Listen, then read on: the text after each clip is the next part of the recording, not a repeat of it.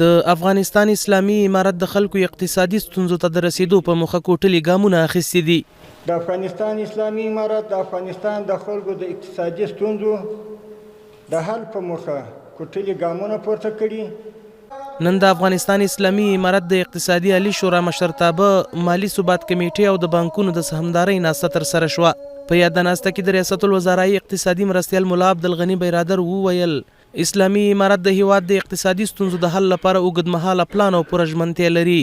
په وینا یې اسلامي امارت د خلکو اقتصادي ستونزو ته د حل په موخه کوټلي ګامونه اخیستي دي. همدارنګه نوموړي د بانکونو مسؤلینو ته ډاډ ورکړ چې ستاسې هرې ستونزې ته پر وخت رسیدګي کیږي. د اسلامي امارت په نمائندګۍ تاسو ټولو ته ډاډ درکوم چې انشاءالله ستاسو غوښتنو ته به د قانون په چوکاټ کې پوره رسیدګي وشي.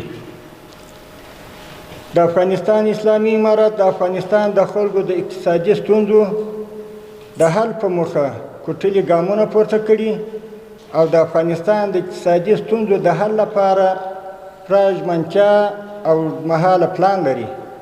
په یاده ناسته کې د افغانستان بانک رئیس ملا هدایت الله بدري وویل د اسلامي امارت له فتحې وړاندې د افغانستان بانکي سیستم په بحراني حالات کې قرار درلود او د خلکو د باور کچه په بانکي سیستم له منځه تللې وه.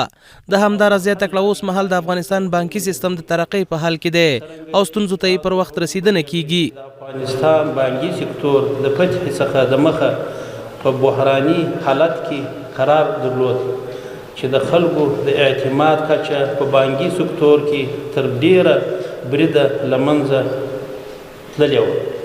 د فتحې وروسته کله چې د افغانستان بانک چارې د دې بانک د مشرتابه ته وسپارل شوې د یو شمېر هیوادونو مالي او بانکي بنسټونو او اقتصادي کارپوهانو وړاندوینې دا وې چې د افغانستان بانکي سکتور به له سقوط سره مخ شي، خو د الله پاک په نصرت د افغانستان بانک رهبري وکولای شول تر څو د بانکي چارې په مدبرانه ډول مدیریت کړي.